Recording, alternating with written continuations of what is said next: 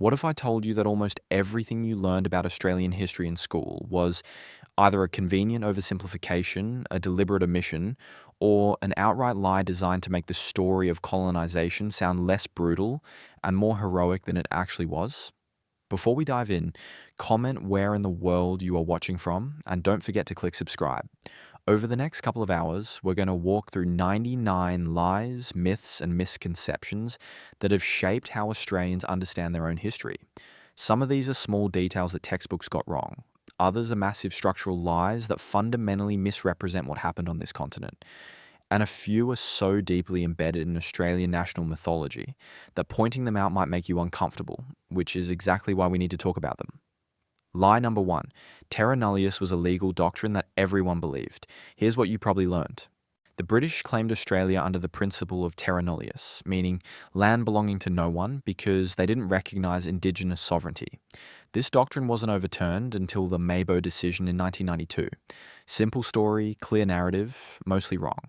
The reality is that terra nullius was never actually declared as official British policy when they colonised Australia. The term wasn't even used in British law or colonial documents from that period. It's a Latin phrase that got retroactively applied to describe British attitudes, but it wasn't a formal legal doctrine that everyone in 1788 was citing. British authorities knew full well that Aboriginal people existed and had complex societies. James Cook himself described their presence. Joseph Banks wrote extensively about Indigenous Australians he encountered. The British weren't operating under the delusion that Australia was empty. Instead, they made a calculated decision to treat Indigenous people as if they had no legal claim to the land because they weren't using it in ways that British law recognised as legitimate ownership. No fences, no written deeds, no agriculture that looked like English farming. Therefore, according to British logic, no real ownership. This wasn't ignorance, it was a legal fiction deliberately constructed to justify taking land without having to negotiate treaties or pay compensation. Lie number two, Captain Cook discovered Australia. Every Australian schoolchild learned that James Cook discovered Australia in 1770 when he sailed up the east coast in the Endeavour, except, of course, Aboriginal people had been living there for at least 65,000 years, which makes the discovery claim somewhat problematic. But even setting aside the Indigenous presence, Cook didn't discover Australia for Europeans either. Dutch navigators had been mapping parts of Australia since the early 1600s. Willem Janszoon reached the Cape York Peninsula in 1606, more than 160 years before Cook. The Dutch named the continent New Holland and mapped substantial portions of the western and northern coastlines. Spanish explorers possibly reached Australian waters even earlier. There are theories about Chinese expeditions centuries before that, though those are more speculative. The French were also exploring the region around the same time as Cook. What Cook actually did was map the fertile east coast and claim it for Britain. His discovery was really a discovery of the most useful part of Australia for British colonisation purposes. Lie number three. The convicts were all hardened criminals. The image of Australian convicts as dangerous criminals transported for serious offences is deeply embedded in popular culture. The vast majority of convicts transported to Australia were convicted of relatively minor property crimes: stealing food, taking cloth, petty theft driven by poverty. The typical convict wasn't a career criminal or violent offender. They were poor people who stole something worth more than a shilling during a period when British law had over 200 capital offences. In the late 1700s and early 1800s, you could be hanged for stealing a handkerchief. Many convicts were political prisoners, Irish rebels who opposed British rule, Scottish Jacobites, English Chartists who demanded voting rights. Some convicts were children. The youngest transported convict was John Hudson, who was 9 years old when he was convicted of stealing clothes and sent to Australia on the First Fleet. The First Fleet itself carried 548 male and 188 female convicts. Most were convicted of theft. This lie persists because it's more interesting to descend from dangerous criminals than from desperate poor people who stole bread. Lie number four. Transportation ended because Britain became more enlightened. You probably learned that transportation to Australia ended in the 1850s and 1860s because British society became more progressive and humanitarian. This makes Britain sound morally evolved. It's not true. Transportation ended because Australian colonists demanded it. By the 1850s, Australia had a growing population of free settlers who didn't want more convicts arriving. They argued that convicts competed for jobs and gave Australia a bad reputation. The gold rushes starting in 1851 accelerated the shift. Free settlers didn't want to live in what they considered a penal colony. British authorities actually wanted to keep transporting convicts. It was a convenient way to remove criminals from Britain. When Australian colonies started refusing to accept convict ships, Britain looked for alternatives, sending convicts to Western Australia until 1868. Lie number 5, Indigenous Australians didn't resist colonisation. This is one of the most pernicious lies in Australian history education. The story goes that Aboriginal people were passive victims of colonisation. This erases decades of sustained Indigenous resistance. There was a frontier war that lasted from 1788 well into the 1930s in some regions. Aboriginal people fought back using guerrilla tactics, ambushes, and strategic raids. In Tasmania, the Black War from 1824 to 1831 was an organised conflict between British colonists and Aboriginal Tasmanians. Pemulwuy led resistance around Sydney from 1790 to 1802. He organised raids, attacked settlements, and evaded capture for over a decade. Yargan in Western Australia, Jandamara in the Kimberley, Nimaluk in the Northern Territory. These were resistance leaders who fought sophisticated campaigns against colonial expansion. The frontier conflicts resulted in thousands of Indigenous deaths. This wasn't a peaceful transition. It was violent dispossession met with violent resistance. Lie number 6, the Indigenous population was small and scattered. Early estimates claim there were only about 300,000 Aboriginal people in Australia at the time of European contact. Modern research suggests the pre-contact Indigenous population was between 1 million and 3 million people. That's a massive difference. It changes the entire narrative of colonisation. The lower estimates came from colonial observers who were seeing Aboriginal populations after disease had already devastated them. Smallpox spread faster than European settlement. By the time colonists reached many areas, the Indigenous population had already been reduced by epidemics. The lower population estimates served colonial interests. If Australia was only lightly populated, then taking the land seemed less problematic. Recent archaeological evidence suggests Aboriginal Australia was more densely populated than previously acknowledged. Lie number 7. Captain Cook claimed the entire continent for Britain. Cook raised the British flag at Possession Island on August 22, 1770, and claimed the east coast of Australia for King George III. What's not true is that this single act gave Britain legal claim to the entire continent. Cook claimed the eastern coast. He had no idea how far west that claim extended. Western Australia wasn't claimed by Britain until 1826, when a settlement was established at King George Sound. Northern Australia wasn't formally claimed until even later. Different parts of Australia were claimed at different times through different legal mechanisms. The unified Australia that exists today was assembled piece by piece over decades, not created in a single moment by Cook. Lie number 8. The First Fleet was primarily a prison ship voyage.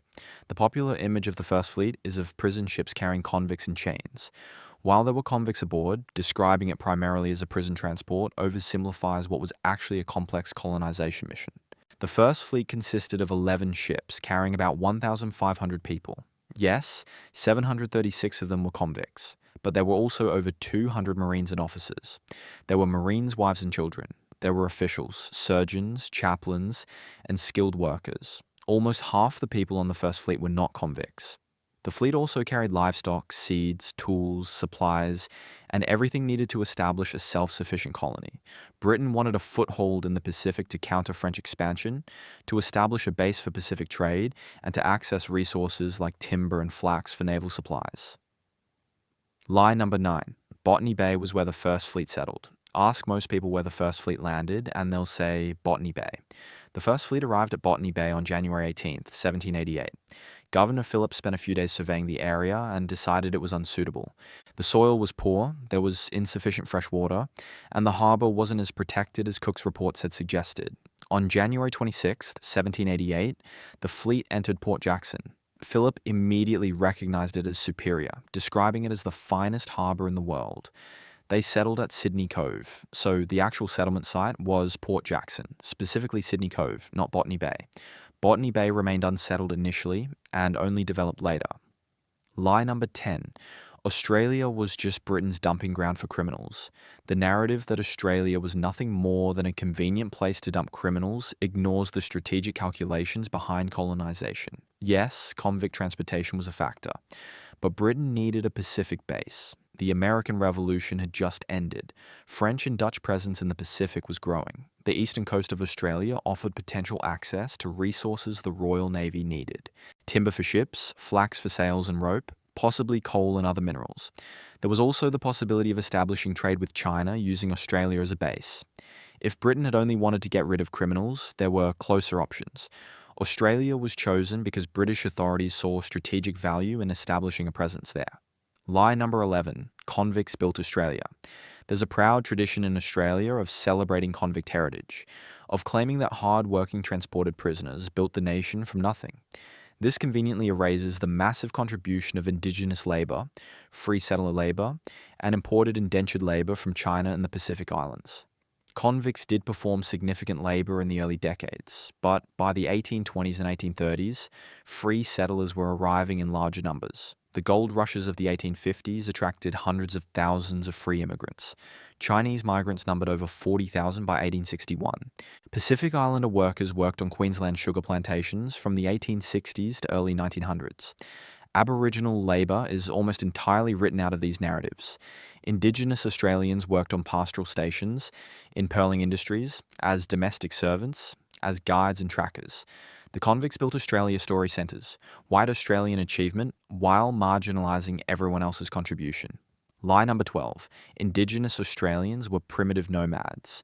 This lie served colonial purposes by suggesting Aboriginal people didn't really use the land. Archaeological evidence shows extensive fish trap systems. The Brewarina fish traps in New South Wales are estimated to be over 40,000 years old. Aboriginal people built stone houses in some regions. In Victoria, there were permanent stone dwellings. The landscape itself was managed through systematic burning. This was carefully controlled burning to encourage specific plants and create grazing areas for animals.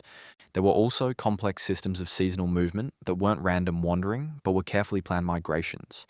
Describing Aboriginal Australians as primitive nomads denied them the status of people who had developed sophisticated relationships with their environment. Lie number 13. Aboriginal people didn't practice agriculture. British colonists claimed Aboriginal Australians didn't farm and therefore hadn't improved the land. This ignored the reality that Aboriginal people did practice forms of agriculture. They cultivated yams and other tubers, replanting tops to ensure future harvests. In some regions, Aboriginal people diverted water to irrigate plants. In the Lake Condah area of Victoria, there were sophisticated aquaculture systems with channels and weirs designed to farm eels. Aboriginal people also managed forests to increase the production of useful plants. The definition of agriculture that excluded Aboriginal practices was culturally specific and served colonial purposes. Lie number 14. The Mile Creek Massacre was an isolated incident. In June 1838, armed stockmen murdered at least 28 Aboriginal people at Mile Creek Station in northern New South Wales. 7 men were hanged for the murders. The lesson often drawn is that this was an unusual atrocity. What made Mile Creek unusual wasn't the massacre itself. It was that anyone was prosecuted for it. Massacres of Aboriginal people were common across the Australian frontier. Some historians estimate there were over 150 documented massacres. The Waterloo Creek Massacre in 1838 killed dozens. The Rufus River Massacre in 1841 killed over 30 people. The Coniston Massacre in 1928 killed between 31 and 200 Aboriginal people. Teaching Mile Creek as an isolated tragedy obscures the systematic violence of the frontier. Lie number 15. The stolen generations policy was well-intentioned. From the late 1800s to the 1970s, Australian governments forcibly removed Aboriginal children from their families. The common excuse is that this was well-intentioned, that authorities genuinely believed they were saving children from poverty. This is demonstrably false. The policy was explicitly based on racial ideology. The goal was to breed out Aboriginality, to assimilate mixed-race children into white society, and to eventually eliminate Aboriginal culture entirely. Official documents make this clear. A.O. Neville stated that the goal was to absorb Aboriginal people into white society through breeding. Children were forbidden from speaking their languages, practicing their culture, or maintaining contact with their families. This wasn't about welfare, it was about cultural destruction. Lie number 16. Ned Kelly was just a criminal. Edward Ned Kelly is Australia's most famous bushranger. The counter-narrative is that he was just a criminal, a violent thief who killed police officers and deserved to be hanged. Both views oversimplify who Kelly was and what his story represents. Kelly and his gang did commit crimes. They robbed banks and killed 3 policemen at Stringybark Creek. But Kelly wasn't a random criminal. He was the product of a specific historical context where Irish Catholics were discriminated against and poor families faced routine police harassment. Kelly's father had been transported to Australia as a convict. The Kelly family was constantly targeted by police. Ned was first arrested at 14. By the time he formed his gang, he'd been pushed into a corner by a system designed to criminalize people like him. The Geraldry Letter, Kelly's manifesto, articulates grievances about police corruption, land inequality, and the treatment of poor Irish Catholics. His execution in 1880 made him a martyr. When he was hanged, he said, "Such is life," becoming an enduring symbol of defiance against authority. Lie number 17, the Eureka Stockade was just a minor riot. On December 3rd, 1854, gold miners at the Eureka Lead in Ballarat built a stockade and raised a flag to resist government forces. The rebellion was crushed in about 15 minutes. About 30 miners and 5 soldiers were killed.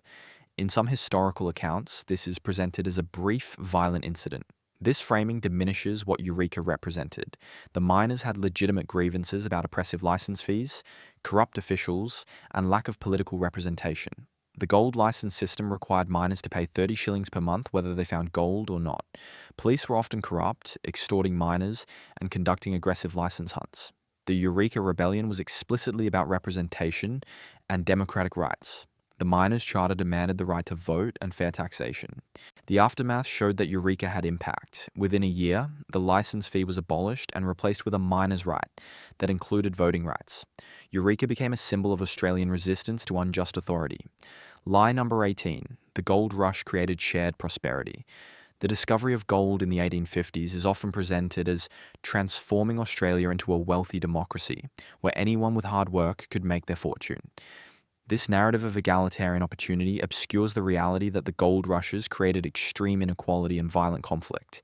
Some people did get rich from gold, but the majority of diggers worked in difficult conditions and never found enough gold to justify the effort. Chinese miners faced organized racist violence. White miners resented their presence and believed they were taking gold that should belong to Europeans. The Lambing Flat riots in 1860 to 61 saw mobs of white miners attacking Chinese workers, burning their camps and driving them away. State governments imposed restrictions on Chinese immigration specifically to limit their access to goldfields. Victoria introduced an entry tax of £10 per Chinese immigrant in 1855. Women on the goldfields often had limited opportunities and faced exploitation. Aboriginal people were displaced from goldfield areas with little compensation. Their land was torn apart by mining. Lie number 19. Squatters were legitimate landowners. In Australian colonial history, squatters were pastoralists who occupied land beyond the official limits of settlement without formal permission or payment. Many of these squatters became wealthy and powerful. The common narrative presents squatters as pioneering entrepreneurs who developed Australia's pastoral industry through hard work and risk-taking. In reality, squatters were illegally occupying land, often through force. They moved onto Aboriginal land, displaced Indigenous people through violence or threat of violence, and then demanded the government recognise their occupation. Eventually, colonial governments caved to squatter pressure and created systems that allowed them to legally purchase or lease the land they'd taken. Squatters used violence against Aboriginal people to maintain their occupation. They employed armed men to protect their stocks and drive off Indigenous groups. Some squatters offered bounties for killing Aboriginal people. This violence was rarely punished because squatters had economic and political power. The wealth accumulated by squatter families was built on stolen Aboriginal land. Lie number 20. Aboriginal people had no concept of land ownership. British colonists claimed Aboriginal people didn't own land in any meaningful sense because they didn't have fences, deeds, or permanent agriculture. This justified taking land without compensation or treaty. In reality, Aboriginal people had complex systems of land tenure that were different from British property law, but no less sophisticated. Country was owned by specific clan groups, and individuals had rights and responsibilities tied to particular areas. These rights were inherited, maintained through ceremony, and enforced through law. The boundaries might not have been marked with fences, but they were well known and respected. Trespass could result in serious consequences. When Europeans took land, they weren't filling empty space. They were taking land that belonged to specific groups who had maintained those relationships for thousands of years. Lie number 21. Federation in 1901 created Australian democracy. The Commonwealth of Australia came into being on January 1st, 1901, when 6 separate colonies federated into one nation. This is often presented as the birth of Australian democracy. But the democracy created in 1901 was severely limited. Only white men could vote in most states. Aboriginal people were explicitly excluded from the new nation. Section 127 of the Constitution stated that in reckoning the numbers of the people of the Commonwealth, Aboriginal natives shall not be counted. Indigenous Australians weren't counted as part of the population. They weren't citizens. They had no voting rights. Chinese and other Asian immigrants faced severe restrictions under the White Australia policy, which was one of the first acts of the new federal parliament. Women couldn't vote in federal elections until 1902, and even then, Aboriginal women were excluded. The democracy of federation was democracy for white men only. Lie number 22. The White Australia policy was just about controlling immigration. The Immigration Restriction Act of 1901, which created the White Australia policy, is sometimes presented as merely an immigration control measure. This sanitizes what was explicitly a racist policy designed to keep Australia white. The policy wasn't subtle. Politicians openly stated they wanted to prevent racial contamination and preserve Australia for the white race. The dictation test, which required prospective immigrants to pass a language test in any European language chosen by the immigration officer, was designed to exclude anyone officials didn't want. If you were Asian and you happened to speak English, the officer could test you in Gaelic or Norwegian. The White Australia policy remained official policy until 1973. That's less than 50 years ago. For most of Australia's existence as a federation, racial exclusion was the law of the land. Lie number 23. Gallipoli created Australian national identity. The landing at Gallipoli on April 25, 1915, is treated as the moment when Australian national identity was forged. Every year, ANZAC Day commemorations emphasise that Australian soldiers proved themselves at Gallipoli, that the nation came of age through military sacrifice. This narrative has problems. First, Gallipoli was a military disaster. The campaign failed. Thousands of men died for no strategic gain. Framing failure as nation-building requires ignoring the incompetent British command that sent Australian and New Zealand troops into a pointless meat grinder. Second, the idea that national identity requires military sacrifice is troubling. It suggests that being Australian is fundamentally about being willing to die in foreign wars. Third, the Gallipoli myth marginalises other aspects of Australian identity. The labour movement, women's suffrage, Indigenous resistance, none of these get the same mythological treatment. Lie number 24. Australian soldiers were always volunteers who love their country. The ANZAC legend emphasises that Australian soldiers were volunteers, unlike conscripted British troops, and that they enlisted out of love of country. While it's true that Australia relied on volunteers in World War I, the reasons men enlisted were complex. Some enlisted for adventure, some for regular pay during economic hardship, some due to social pressure. White feather campaigns shamed men who didn't enlist. Women handed out white feathers to men not in uniform, marking them as cowards. Employers fired men who didn't volunteer. This wasn't entirely voluntary. It was coercion through social pressure. In World War II, Australia did introduce conscription, though conscripts couldn't be sent to fight outside Australia and its territories. The idea that Australian soldiers were all eager volunteers fighting for a cause they believed in oversimplifies why men went to war. Lie number 25. The Kokoda Track was Australia's most important World War II battle. The Kokoda Track campaign in Papua New Guinea in 1942 is often presented as the battle that saved Australia from Japanese invasion. The mythology is that Australian soldiers, outnumbered and undersupplied, held back the Japanese advance across the Owen Stanley Range, preventing an invasion of the Australian mainland. This overstates both the Japanese threat and the battle's significance. Japanese plans did not include invading the Australian mainland. They wanted to capture Port Moresby to cut off Allied supply lines and establish a defensive perimeter. The idea that Australia faced imminent invasion was partly wartime propaganda designed to boost morale and partly post-war mythology designed to make Kokoda seem more important than it was. The campaign mattered, but it wasn't the only thing preventing Japanese invasion because Japanese invasion of Australia wasn't actually the plan. Lie number 26. Aboriginal servicemen were treated as equals during wartime. During both World Wars, Aboriginal men served in the Australian military. Some accounts present this as a time when racial barriers broke down, and Indigenous servicemen were treated as equals. While some Aboriginal soldiers did serve with distinction and formed bonds with white soldiers, the reality was more complicated. Many Aboriginal men had to lie about their heritage to enlist, because official policy often excluded them. After returning from war, Aboriginal veterans were not entitled to the same benefits as white veterans.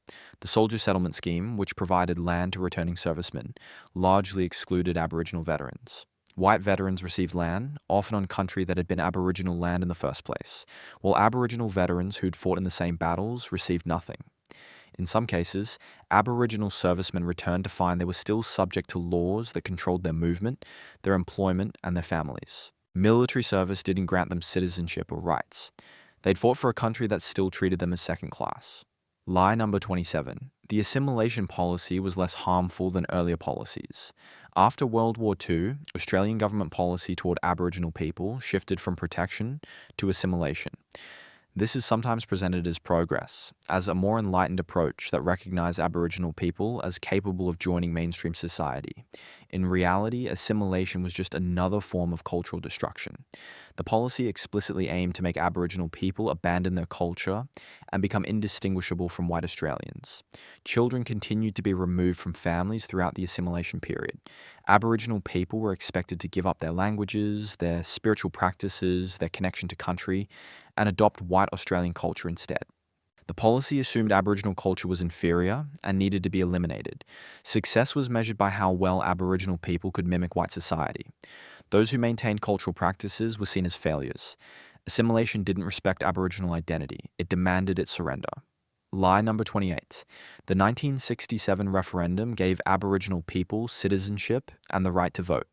The 1967 referendum is often described as the moment when Aboriginal people became citizens and gained the right to vote.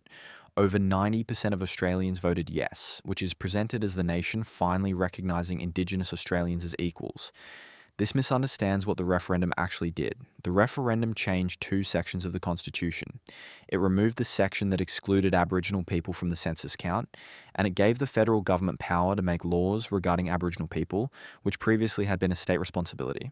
The referendum did not grant citizenship. Aboriginal people were already British subjects and had been recognised as Australian citizens since the Nationality and Citizenship Act of 1948. The referendum did not grant voting rights. Aboriginal people had been able to vote in federal elections since 1962, and in various state elections even earlier, though Queensland and Western Australia didn't remove all restrictions until 1965. What the referendum did was symbolic and administrative, not revolutionary. It was important, but it didn't suddenly make Aboriginal people equal under law. Lie number 29. The White Australia policy ended because Australians became less racist. The dismantling of the White Australia policy between 1966 and 1973 is often presented as evidence of Australia's moral progress, of the nation becoming more tolerant and multicultural. While public attitudes did shift, the policy ended primarily for economic and strategic reasons, not because Australians suddenly became enlightened about race. By the 1960s, Australia needed skilled workers, and the traditional source, Britain and Europe, wasn't providing enough migrants. Asian countries were becoming important trading partners, and maintaining explicitly racist immigration policies was diplomatically embarrassing. The policy was hurting Australia's international reputation and economic interests. The change was gradual and pragmatic. It wasn't a sudden moral awakening. Many Australians remained deeply uncomfortable with non-white immigration well into the 1970s and beyond. The policy changed because keeping it was becoming economically and politically costly, not because racism disappeared. Lie number 30. Multiculturalism was always celebrated in Australia. Modern Australia prides itself on multiculturalism, presenting it as a core national value. But multiculturalism as official policy only dates from the 1970s, and it's always been contested. When large-scale migration from southern Europe began after World War II, Italian and Greek migrants faced discrimination. They were called wogs, dagos, and worse. Their food was mocked, their customs were seen as foreign and threatening. Signs in rental properties said, "No Italians." In the 1970s and 1980s, Vietnamese refugees faced hostility. Politicians warned about Asian immigration changing Australian culture. In the 1990s and 2000s, Lebanese and Muslim Australians became the target of racist rhetoric. The narrative that Australia warmly embraced multiculturalism erases decades of xenophobia and discrimination against each new wave of migrants. Multiculturalism has been built despite significant resistance, not through universal acceptance. Lie number 31. The dismissal of Gough Whitlam was a constitutional crisis properly resolved. On November 11th, 1975, Governor General John Kerr dismissed Prime Minister Gough Whitlam, even though Whitlam had the confidence of the House of Representatives. Kerr appointed opposition leader Malcolm Fraser as caretaker prime minister. This is often presented as a constitutional crisis that was resolved through proper democratic channels when Fraser won the subsequent election. But the dismissal itself was deeply problematic and remains controversial. The Governor General, an unelected official, removed a democratically elected prime minister who commanded a majority in the lower house. The pretext was that the Senate had blocked supply, refusing to pass budget bills, creating a deadlock. But using reserve powers to dismiss a government with majority support set a dangerous precedent. It suggested that unelected officials could remove elected governments when they decided parliamentary conflict had reached crisis point. The fact that Fraser won the election doesn't legitimize the dismissal. It just means voters were given a choice after the fact. Whether Kerr acted appropriately or exceeded his authority is still debated. Presenting it as a crisis properly resolved obscures ongoing questions about vice-regal power and democratic accountability. Lie number 32. Land rights were fully resolved after the Mabo decision. The Mabo versus Queensland case in 1992 was a landmark decision where the High Court recognised that native title existed at common law.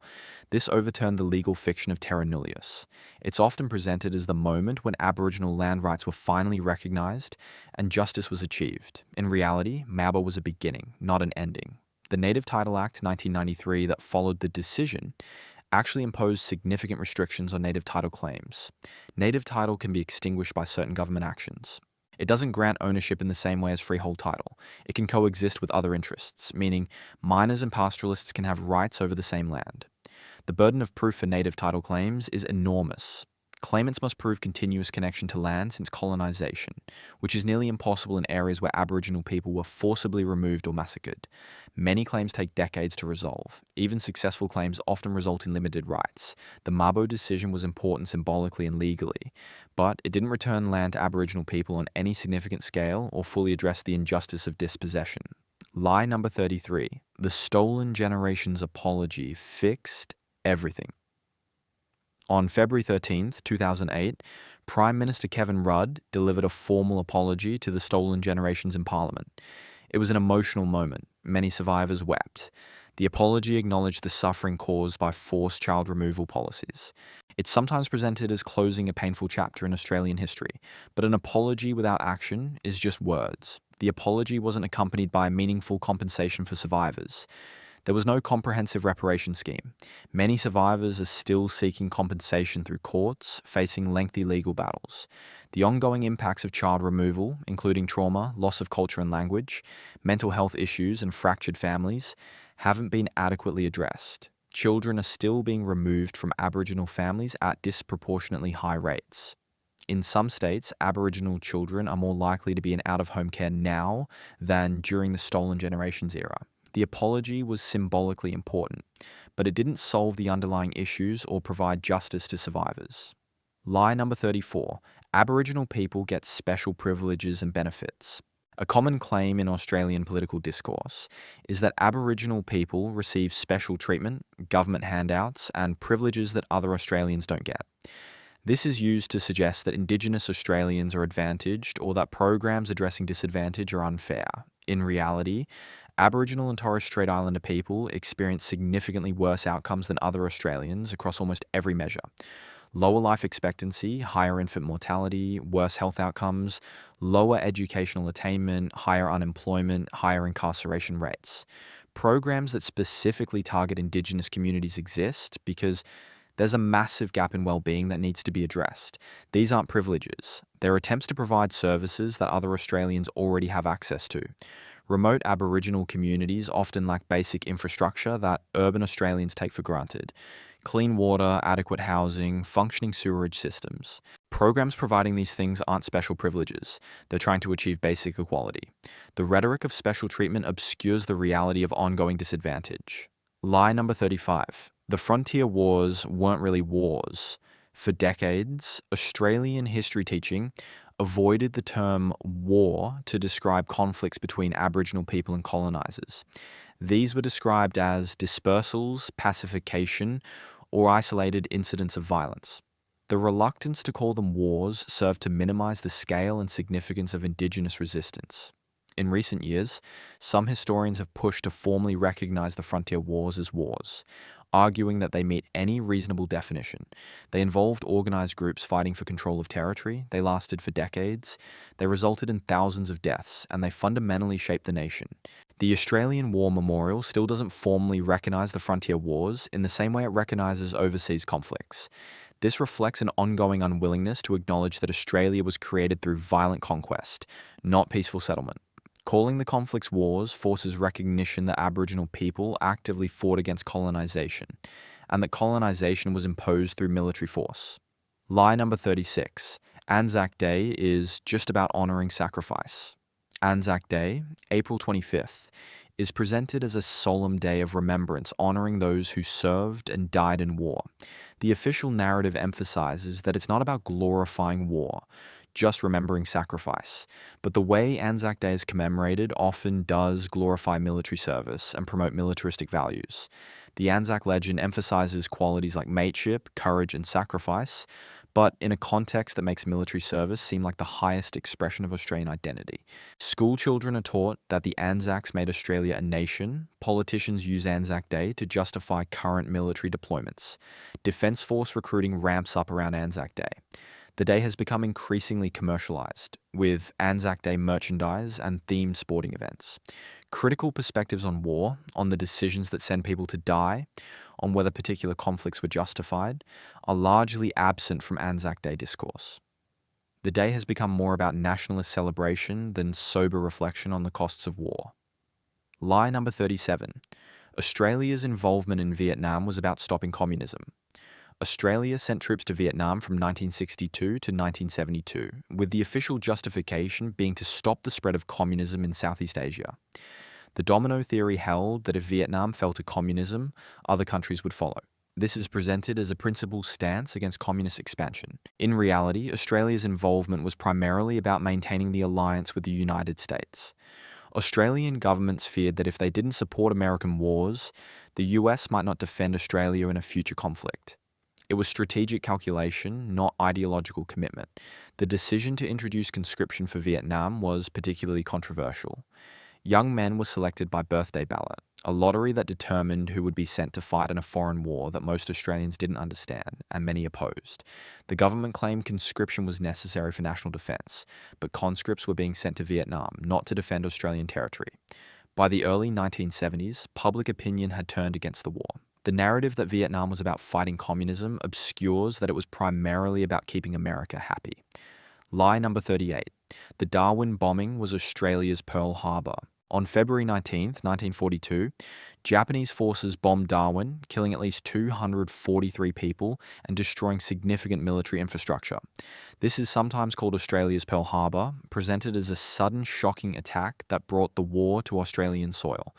The comparison to Pearl Harbor is misleading. Australian military and political leaders knew Darwin was vulnerable. They'd been warned about possible Japanese attacks. Intelligence suggested Darwin was a likely target. The defenses were inadequate despite these warnings. The attack was devastating but not surprising in the way Pearl Harbor was. Also, Darwin wasn't the only place in Australia bombed during the war. Over the next 2 years, Japanese forces conducted more than 100 air raids on various locations in northern Australia. Townsville, Katherine, Wyndham, Broome, and many other places were bombed.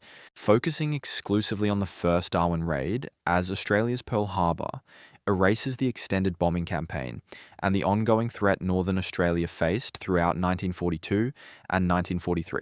Lie number 39. Indigenous Australians weren't affected by World War II. Standard Australian histories of World War II focus on military campaigns, home front mobilisation, and the experiences of soldiers. Aboriginal and Torres Strait Islander people are largely absent from these narratives, creating the impression they weren't affected by or involved in the war. In reality, the war had enormous impact on Indigenous communities. Aboriginal people were forcibly evacuated from areas deemed militarily important. In the Northern Territory, Aboriginal people were moved from coastal areas to inland missions, disrupting lives and separating people from their country. Some were not allowed to return after the war. Military bases were built on Aboriginal land without consultation or compensation. The Tiwi Islands were heavily militarized. Indigenous people provided labor for the war effort, often for little or no pay. Aboriginal men worked as laborers, trackers, and coast watchers. Their knowledge of country was invaluable for defending Northern Australia. Aboriginal women worked in various support roles. Most received far less pay than white workers doing the same jobs, if they were paid at all. After the war, Aboriginal people who'd contributed to the defence of Australia returned to lives of continued discrimination and control. Lie number 40. The missions and reserves were protecting Aboriginal people. Throughout the late 19th and much of the 20th century, Aboriginal people were confined to missions and reserves, often run by churches or government authorities. The official justification was protection, that Aboriginal people needed to be separated from corrupting white influence and cared for in controlled environments. This framing made confinement sound benevolent. In reality, missions and reserves were tools of control and cultural destruction. Aboriginal people needed permission to leave. They needed permission to marry. They could be forced to work for little or no pay. Children could be removed. Cultural practices were forbidden. Languages were banned. The food was often inadequate. Medical care was poor. Living conditions were overcrowded and unsanitary. People were punished for breaking arbitrary rules. Missions and reserves concentrated Aboriginal people in locations chosen for administrative convenience, not for cultural or environmental suitability. They separated people from their traditional country. The protection narrative served to justify a system that controlled every aspect of Aboriginal people's lives, stripped them of autonomy, and destroyed cultural practices. Lie number 41. The 1938 Day of Mourning wasn't significant. On January 26, 1938, the 150th anniversary of British colonisation, Aboriginal activists held a day of mourning in Sydney.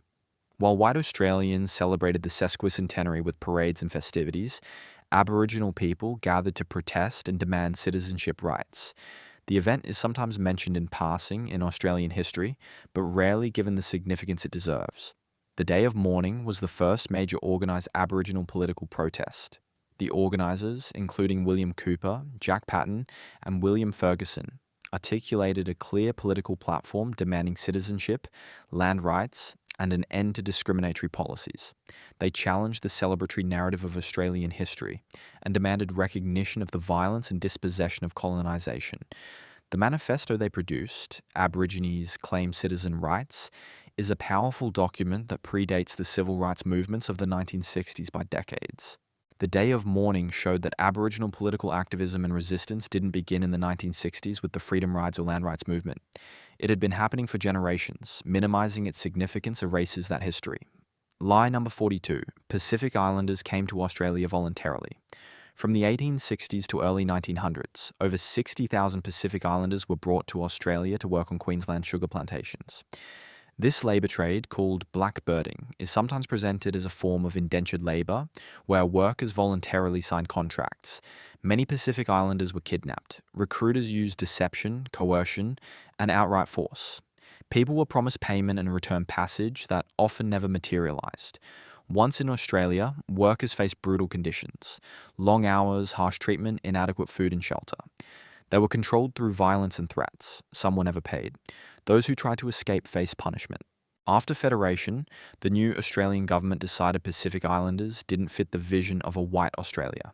The Pacific Island Labourers Act 1901 authorised their deportation. Between 1906 and 1908, thousands of Pacific Islanders, including many who'd been born in Australia or had lived there for decades, were forcibly deported. Families were separated. People were sent to islands they'd never lived on. Describing this system as voluntary indentured labour sanitizes what was essentially slavery. Lie number 43. The frontier wars ended in the 19th century. Most discussions of the frontier wars focus on conflicts in the early to mid-1800s, creating the impression that armed conflict between Aboriginal people and colonisers ended by the late 1800s. In reality, frontier violence continued well into the 20th century. In the Northern Territory, the Coniston Massacre occurred in 1928. In Western Australia, the Kimberley region saw conflicts into the 1930s. In Central Australia, violence and displacement continued into the mid-20th century. Police and settlers continued killing Aboriginal people long after the supposed end of the frontier. These later conflicts are less documented, partly because they were deliberate covered up, and partly because by the 20th century, the narrative that Australia was a peaceful, civilised nation didn't accommodate ongoing colonial violence. Acknowledging that frontier conflicts lasted into living memory, that there are people alive today whose grandparents experienced frontier violence, makes the violence feel less distant and more part of ongoing injustice rather than historical tragedy. Lie number 44. Aboriginal languages died out naturally. Many Aboriginal languages have been lost or are critically endangered. This is sometimes presented as an unfortunate but natural process, the inevitable result of a small language community being surrounded by English speakers. This frames language loss as something that happened rather than something that was done. Aboriginal languages were deliberately destroyed through government policy. Children in missions and schools were beaten for speaking their languages. Parents were told not to teach their children traditional languages because it would hold them back. Communities were forcibly dispersed, separating speakers and making transmission impossible. The Stolen Generations policy specifically targeted language transmission by removing children during the critical years for language acquisition. These weren't natural deaths. These were linguistic murders. Some languages are being revived through enormous effort by communities determined to reclaim what was taken. But many languages are gone forever, taking with them knowledge, stories, and ways of understanding the world that can never be recovered. Lie number 45. The Petrov affair was about Soviet espionage. In April 1954, Vladimir Petrov, a Soviet diplomat in Canberra, defected to Australia. Documents he provided suggested Soviet intelligence had attempted to recruit Australians. The affair dominated headlines and led to a royal commission. It's presented as a dramatic Cold War espionage case that exposed Soviet infiltration. The timing was suspiciously convenient for the ruling Liberal government. The defection was announced just days before the 1954 federal election, shifting public attention to national security and alleged communist threats. The Labour Party, which had been leading in polls, was damaged by suggestions of communist sympathies. The Liberals won the election. Whether Australian intelligence agencies deliberately timed the defection announcement for political advantage has never been proven, but the timing was remarkably fortuitous. The royal commission that followed was used to smear Labour politicians and union leaders. Some evidence presented was of dubious credibility. The affair was as much about domestic politics as about genuine Soviet espionage. Lie number 46. Australia gave women the vote early because it was progressive. Australian colonies began granting women the vote in the 1890s, with South Australia in 1894 and Western Australia in 1899. The new Commonwealth granted women the vote in 1902. Australia is sometimes praised for being among the first places to grant women suffrage, suggesting progressive attitudes toward gender equality. The reality was more complicated. The vote was granted to white women only. Aboriginal women were explicitly excluded and didn't gain voting rights in all states until the 1960s. The decision to grant women suffrage wasn't purely about equality. Some supporters believed women would vote conservatively, supporting temperance and moral reform. Others believed white women's votes were needed to counterbalance the political influence of Chinese and other non-white men. The White Australia policy and women's suffrage were advanced by some of the same political forces, progressive on gender, racist on everything else. It's a reminder that social progress isn't uniform, and that expanding rights for some can coexist with denying rights to others. Lie number 47. The Kimberley was peacefully settled. The Kimberley region in Western Australia is often presented as a remote area that was gradually opened up for pastoral development in the late 1800s and early 1900s. This gentle language of opening up and settlement obscures the reality of violent dispossession.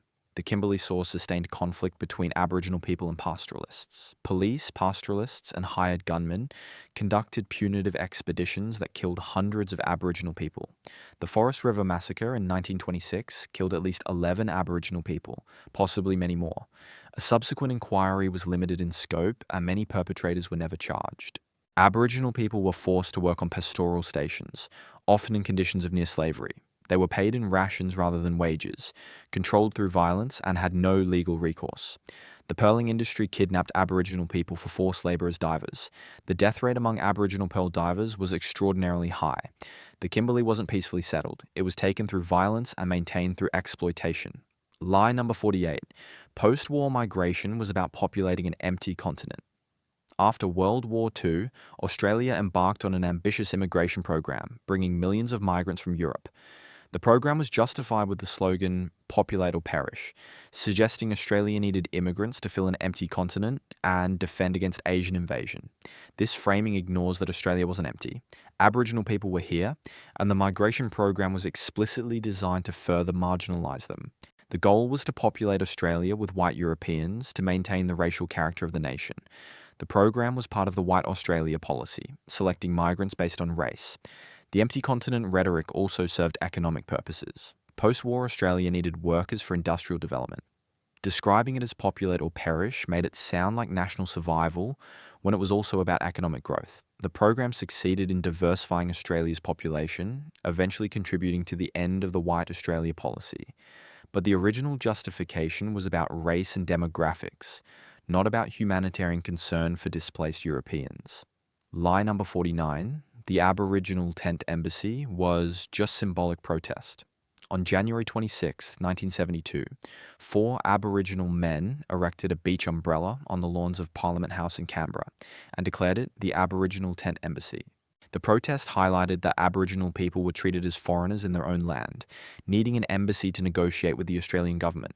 The Tent Embassy is sometimes presented as a brief symbolic protest, interesting political theatre that made a point and then ended. In reality, the Tent Embassy became a sustained political action that lasted months in its initial form and has been re-established multiple times since.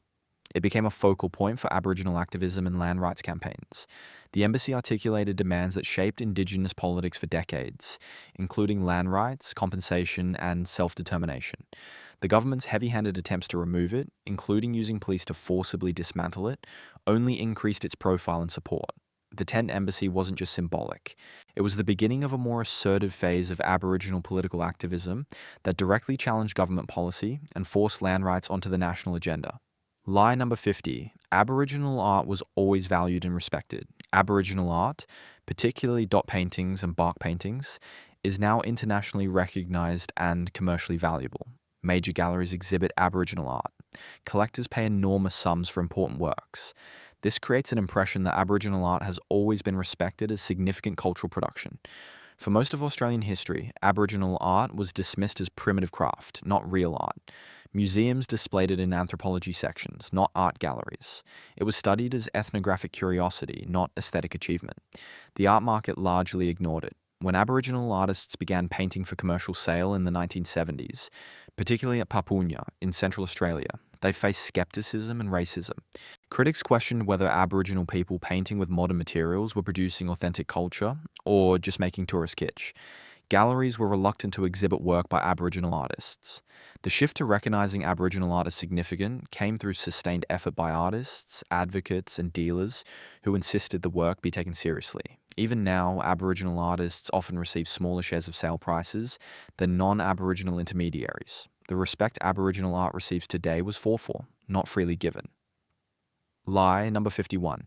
The Royal Commission into Aboriginal Deaths in Custody solved the problem. Between 1987 and 1991, a Royal Commission investigated 99 Aboriginal deaths in police custody and prison between 1980 and 1989. The Commission made 339 recommendations aimed at reducing Indigenous incarceration rates and preventing deaths in custody. The Commission's report was comprehensive, and its recommendations were well-intentioned. The common narrative is that the Commission addressed the issue and led to improvements. In reality, Aboriginal people are now incarcerated at higher rates than when the Commission reported. Aboriginal and Torres Strait Islander people make up about 3% of the Australian population, but over 30% of the prison population. That disparity has worsened, not improved. Deaths in custody continue. Since the Royal Commission, hundreds more Aboriginal people have died in police or prison custody. Many of the Commission's recommendations were never fully implemented. Those that were implemented haven't prevented the incarceration rate from climbing. The Royal Commission was important for documenting the problem and highlighting systemic issues, but it didn't solve anything. The crisis it investigated has deepened. Lie number 52. The Vietnam War protesters were all university students and hippies. Popular memory of Vietnam War protests focuses on young university students, countercultural hippies, and radical activists. Images of long-haired protesters confronting police reinforce this stereotype. The implication is that opposition to the war was limited to a fringe element of society, young idealists who didn't understand the real world. This erases the breadth of anti-war sentiment. Trade unions opposed the war. Many union leaders spoke against Australian involvement. Dock workers refused to load ships bound for Vietnam. Returned servicemen from previous wars opposed sending conscripts to Vietnam. Parents of conscription-age sons opposed the birthday ballot. Mainstream religious groups, including many churches, opposed the war on moral grounds. By the early 1970s, majority public opinion had turned against the war. The moratorium marches in 1970 and 1971 brought hundreds of thousands of ordinary Australians onto the streets. These weren't just students and hippies. They were teachers, office workers, housewives, tradesmen, people from across society. Reducing opposition to a hippie fringe minimizes the genuine widespread opposition the war generated. Lie number 53. The Bringing Them Home report changed government policy. In 1997, the Human Rights Commission released Bringing Them Home, a comprehensive report on the stolen generations based on testimony from hundreds of survivors. The report documented the trauma caused by forced child removal and called for a national apology. The report had significant public impact and is often presented as a turning point. While the report was important in raising awareness and eventually contributed to the 2008 apology, its immediate impact on policy was limited. The Howard government refused to apologize. The government rejected recommendations for compensation. No comprehensive redress scheme was established. Many survivors received nothing. Bringing Them Home documented injustice powerfully, but it didn't fundamentally change government approaches to Aboriginal child welfare. Lie number 54. The White Australia policy only affected immigration. When people discuss the White Australia policy, it's usually in the context of immigration restrictions, of who was allowed to enter Australia. This makes it sound like a policy that only affected people trying to migrate. In reality, the White Australia policy shaped Australian society in much broader ways. It influenced foreign policy, with Australia supporting apartheid South Africa and opposing decolonisation movements in Asia. It shaped education, with school curricula emphasizing British heritage and largely ignoring Asian history and culture. It affected trade policy, with Australia initially reluctant to engage economically with Asian nations. It influenced cultural production, with films, literature, and art celebrating British Australian identity, while marginalizing other cultures. The policy created a mentality that Australia was fundamentally a white British society, and that mentality persisted long after the formal immigration restrictions ended.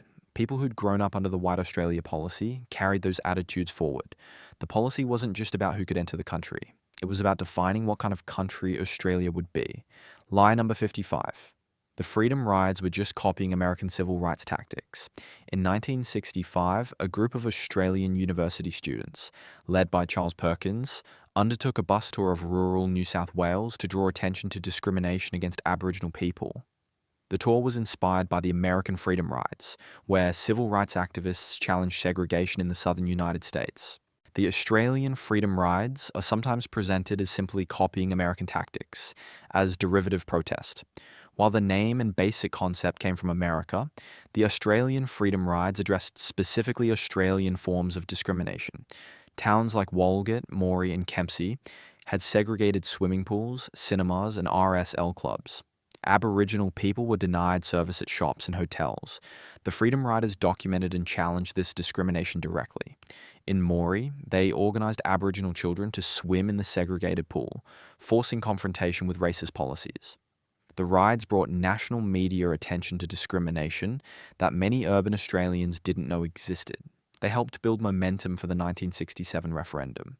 The Freedom Rides weren't derivative. They were a creative application of protest tactics to Australian circumstances, organised primarily by Aboriginal and non-Indigenous Australians working together.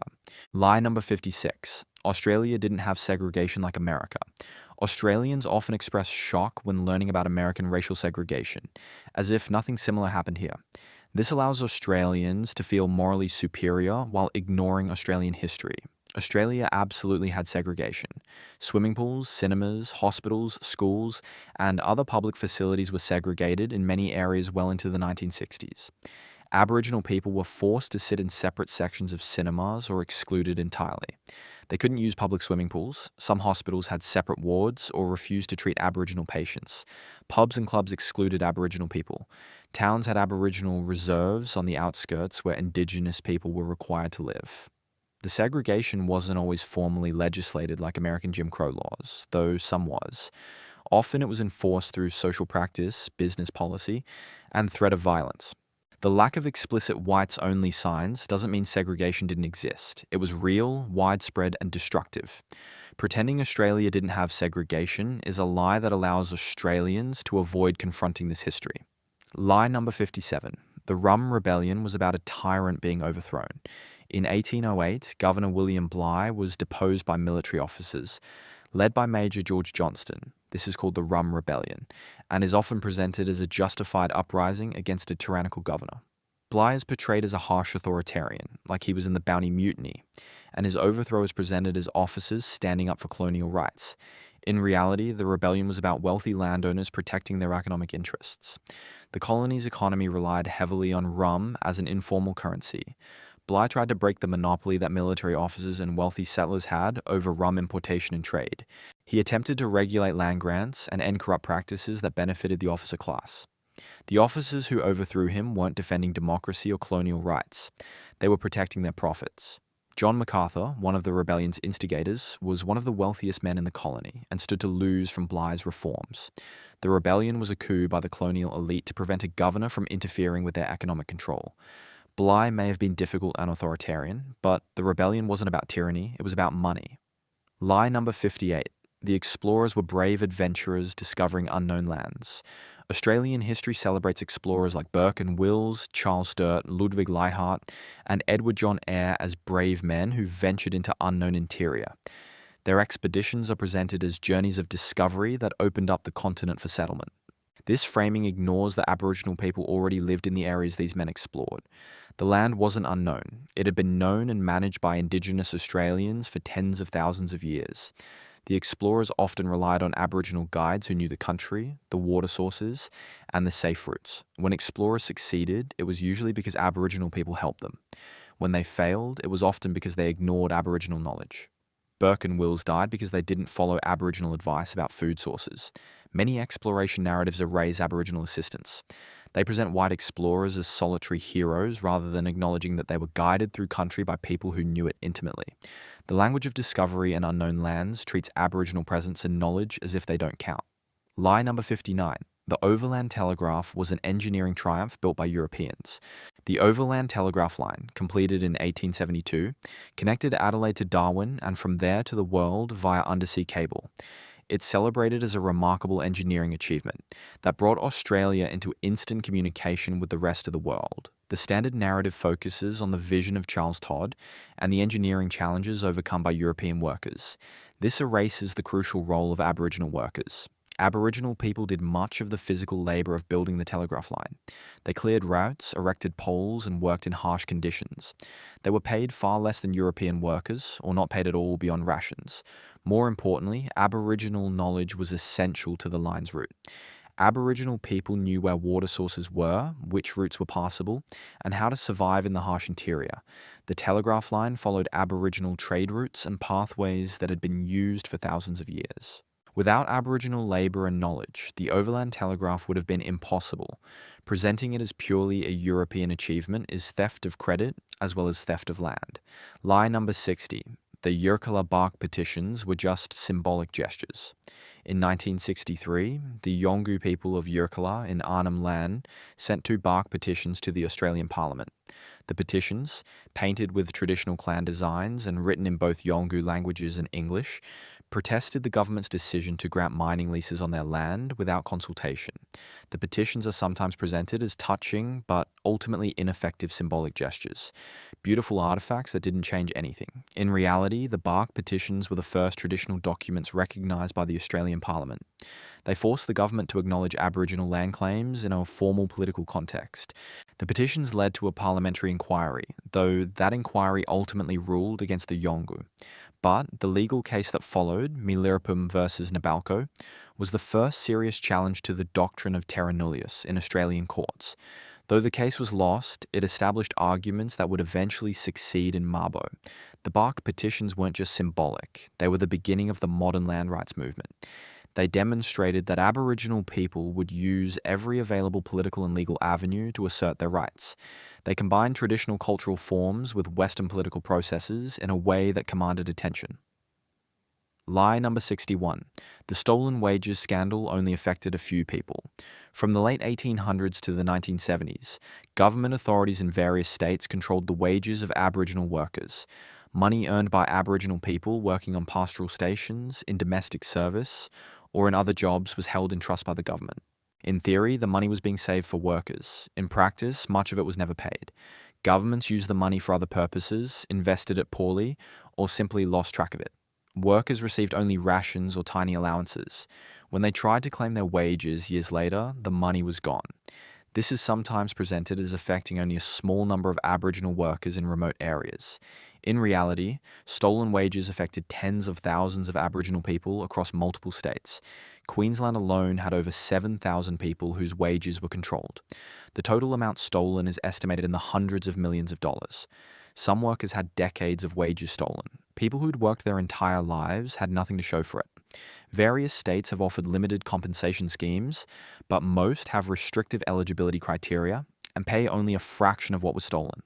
The scandal represents one of the largest cases of wage theft in Australian history, and most of the money has never been repaid. Lie number 62.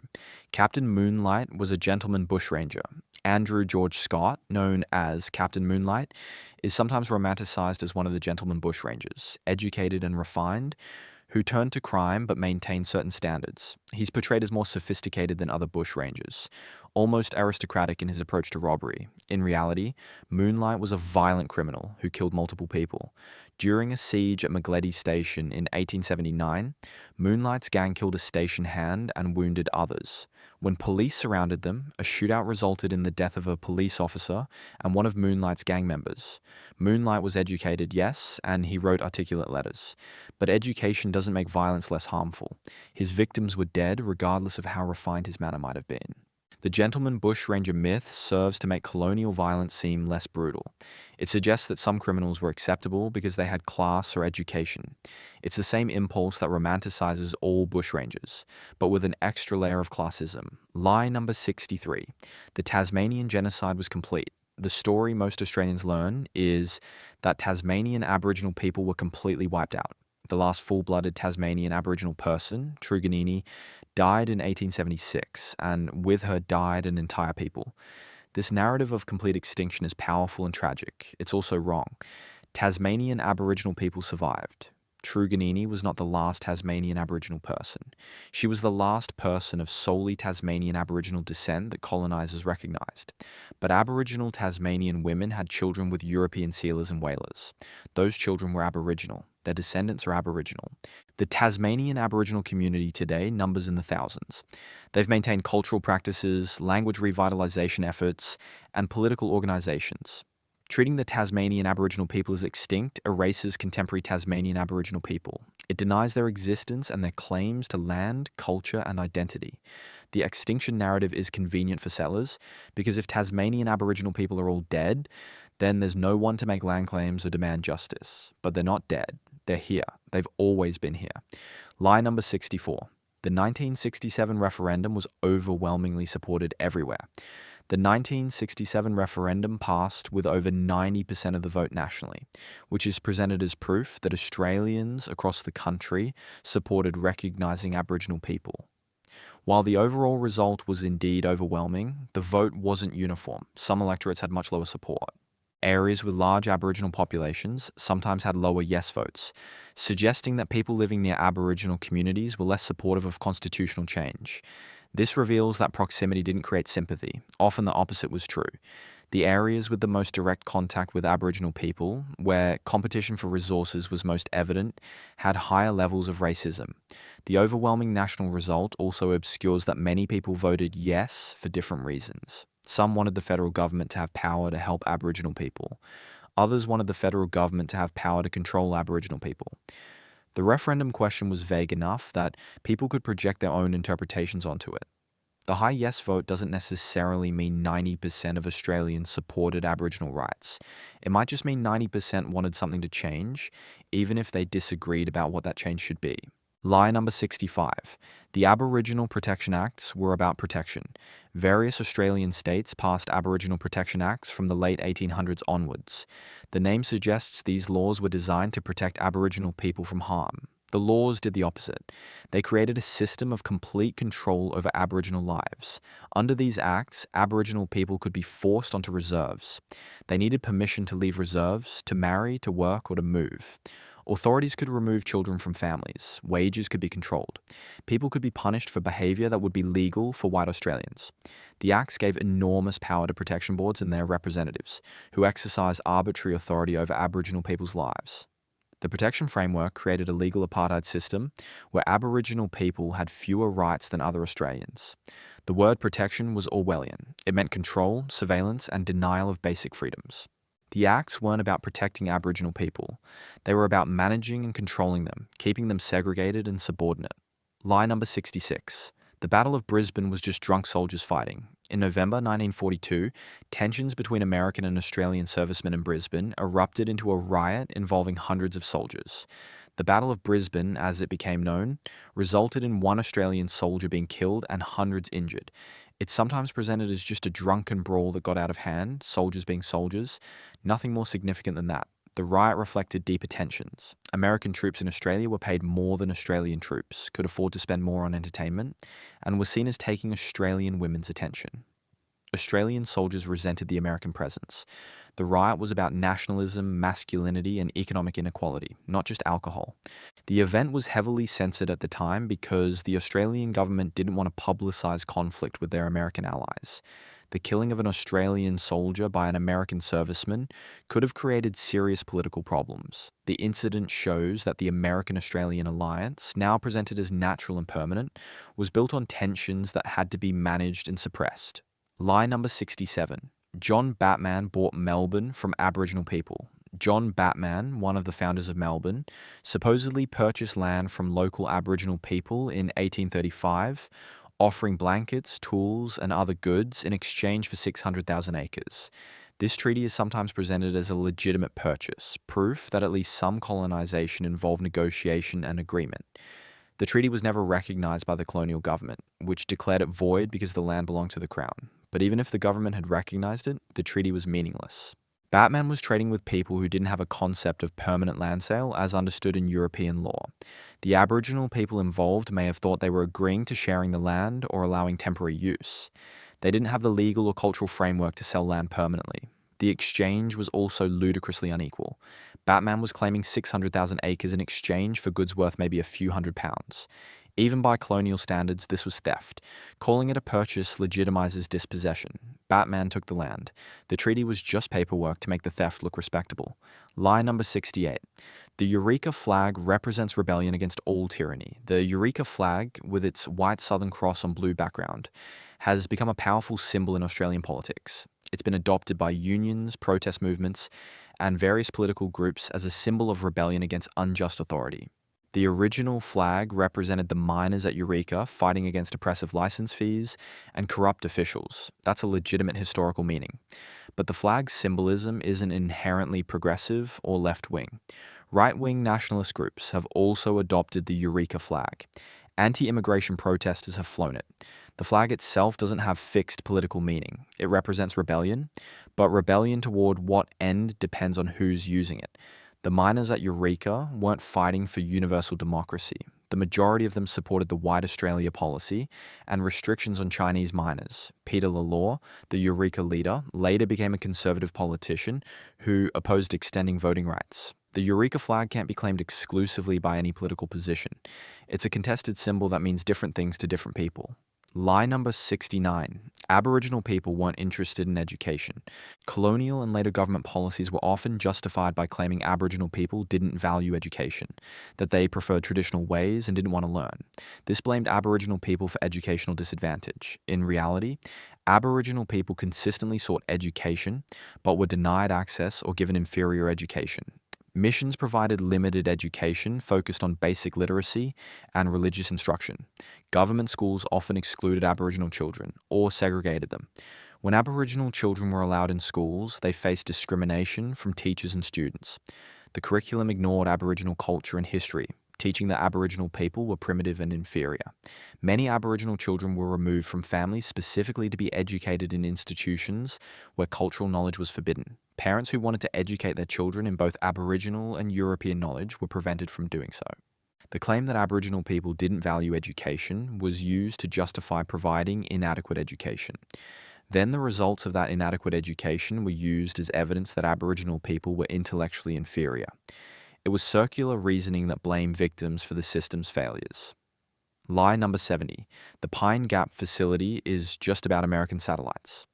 Pine Gap, near Alice Springs, is a joint Australian-American defence facility officially described as a satellite tracking station. The public explanation is that it monitors satellites and provides communication support. This minimises what Pine Gap actually does. The facility is a crucial part of American global surveillance and military operations. It collects intelligence from satellites, intercepts communications, and supports American military activities, including drone strikes in the Middle East. Data collected at Pine Gap has been used to identify targets for American drone warfare. The facility operates largely under American control despite being on Australian soil. The Australian government has limited oversight of what happens there. Australian citizens can't work at Pine Gap without American security clearance. The facility makes Australia complicit in American military operations that many Australians might not support if they understood the extent of Pine Gap's role. Describing it as just a satellite tracking station obscures Australian participation in American warfare and surveillance. Lie number 71. The 1999 Republic referendum failed because Australians love the monarchy. In 1999, Australians voted on whether to become a republic with a president appointed by Parliament. The referendum failed, with 55% voting no. This is often interpreted as Australians wanting to keep the monarchy because of affection for the Queen or British heritage. In reality, the referendum failed because Republicans were divided. Many people who wanted a republic voted no because they didn't like the specific model being proposed. They wanted a directly elected president, not one appointed by politicians. Opinion polls showed majority support for a Republican principle, but the referendum offered only one specific model. Republicans who wanted a different model voted no, hoping to defeat this version and eventually get a referendum on direct election. Monarchists voted no because they opposed any republic. The result was defeat, but not because Australians overwhelmingly loved the monarchy. It was because the republic movement couldn't unite behind a single model. The referendum's failure was a tactical defeat for Republicans, not proof that Australians wanted to keep the Queen. Lie number 72. The bombing of Darwin was Australia's worst day of World War II. The first Japanese bombing of Darwin on February 19, 1942, killed at least 243 people and is often presented as Australia's worst World War II disaster. The loss of life was indeed terrible, but focusing exclusively on Darwin obscures other disasters. The sinking of HMAS Sydney off Western Australia in November 1941 killed all 645 crew members. That's nearly 3 times the death toll of the Darwin bombing. But Sydney's sinking receives less attention in popular memory, perhaps because it happened at sea rather than on Australian soil, or perhaps because it was a military vessel rather than a town. The Sydney disaster doesn't fit the narrative of Japanese forces attacking Australian civilians. The emphasis on Darwin also minimises the extended bombing campaign across northern Australia. Over 2 years, Japanese forces conducted over 100 air raids on various Australian locations. The cumulative impact of the entire campaign was much greater than the single Darwin raid. Focusing on one dramatic day creates a clearer narrative but distorts the broader reality of the war's impact on Australia. Lie number 73. The Coniston Massacre was the last frontier massacre. The Coniston Massacre in Central Australia in 1928 killed at least 31 Aboriginal people, possibly many more. It's often described as the last of the frontier massacres, suggesting that large-scale killing of Aboriginal people ended in the late 1920s. This creates a comforting narrative that frontier violence was confined to the distant past. Evidence suggests massacres continued after Coniston. They were better hidden, less documented, and often explained away as police actions or self-defense. In remote areas where Aboriginal people had limited contact with outside authorities, violence could occur without official record. The idea that Coniston was the last massacre is based on documented cases, but absence of documentation doesn't mean absence of violence. The frontier didn't have a clear ending date. Violence against Aboriginal people continued in various forms, well into the late 20th century. Coniston might have been the last widely documented massacre, but that's different from being the last massacre that happened. Lie number 74. The Aboriginal flag was always embraced by Indigenous Australians. The Aboriginal flag, designed by Harold Thomas in 1971, is now widely recognised as a symbol of Aboriginal Australia. The red, black, and yellow flag is flown at government buildings, appears at protests and celebrations, and has official status. This creates an impression that it was immediately and universally embraced. In reality, the flag was controversial when first introduced. Some Aboriginal people felt no flag could represent all Aboriginal nations and cultures. Others felt the design didn't reflect their particular cultural symbols. There were competing flag designs. The Torres Strait Islander flag, designed later, represents a specific cultural group, acknowledging that one symbol can't represent all Indigenous Australians. The Aboriginal flag gained acceptance over time through repeated use in political contexts. It became associated with land rights, self-determination, and Aboriginal pride. But its current status as the Aboriginal flag wasn't predetermined. It became the dominant symbol through a complex process of political activism and cultural negotiation. More recently, copyright issues around the flag's use have created new controversies about who controls Aboriginal symbols and how they can be used. Lie number 75. The White Australia policy was dismantled quickly once it was challenged. The common narrative is that once Australians recognised the White Australia policy was racist and wrong, it was swiftly dismantled in the late 1960s and early 1970s. This makes it sound like a quick moral awakening followed by decisive action. In reality, the policy was dismantled gradually over more than a decade. In 1966, the restrictions on non-European migrants were eased slightly.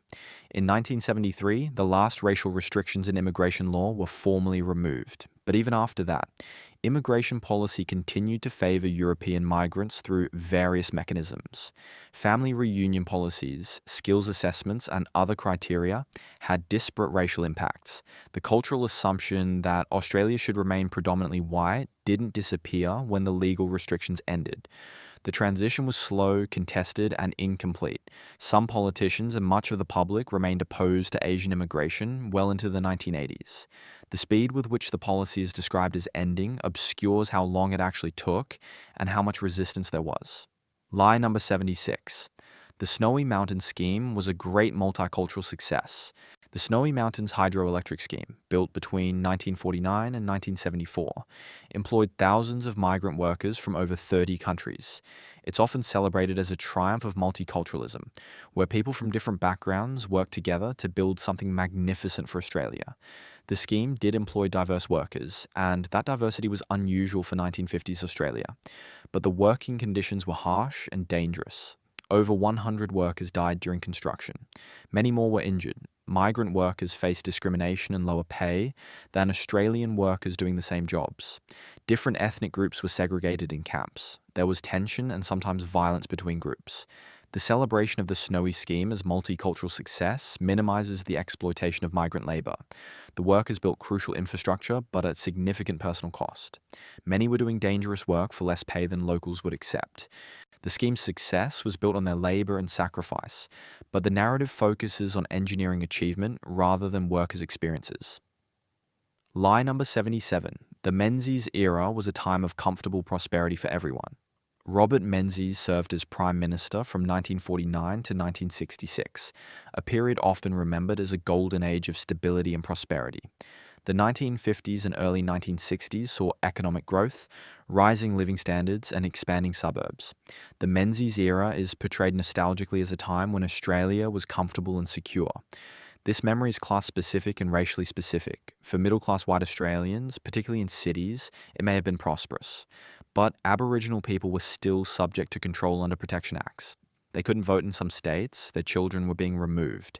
They lived in poverty on reserves or worked for minimal wages on pastoral stations. Recent migrants, particularly from southern Europe, faced discrimination and economic hardship. Many lived in migrant hostels in poor conditions. Working-class Australians struggled with low wages and limited social services. Women had limited employment opportunities and were expected to leave work when they married.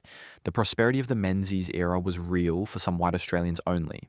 But it wasn't universal at all, and remembering it as a golden age erases those who were excluded from the comfort that suburban white families enjoyed during those supposedly perfect years. Lie number 78.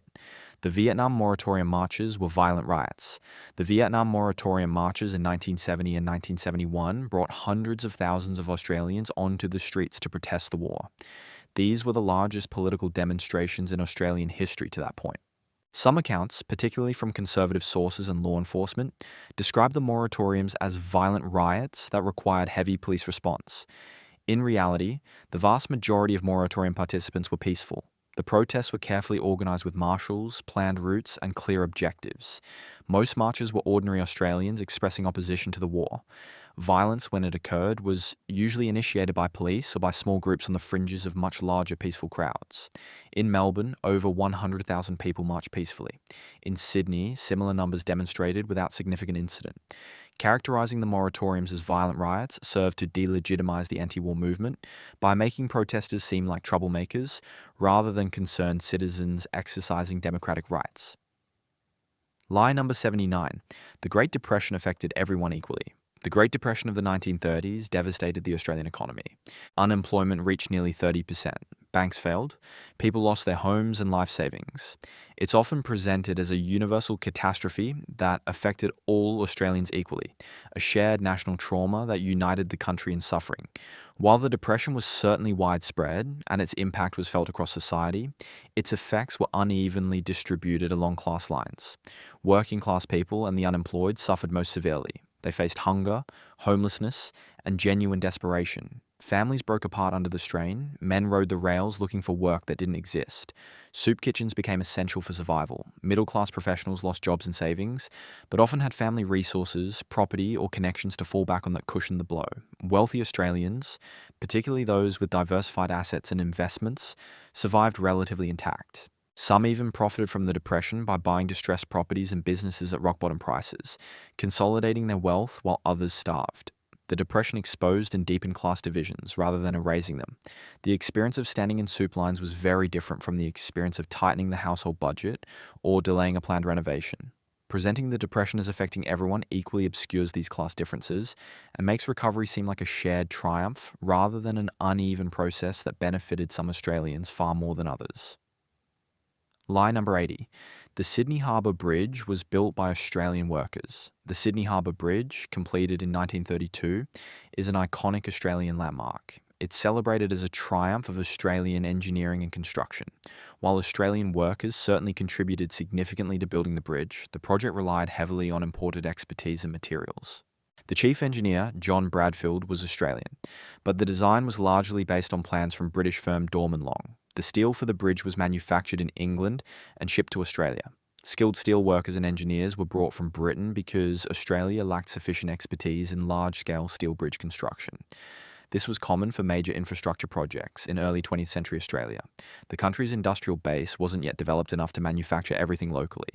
The bridge's construction did employ thousands of Australian workers during the Depression, providing crucial jobs, but presenting it as purely an Australian achievement erases the international expertise and materials that made it possible. Lie number 81. The Bodyline cricket series was just about aggressive bowling.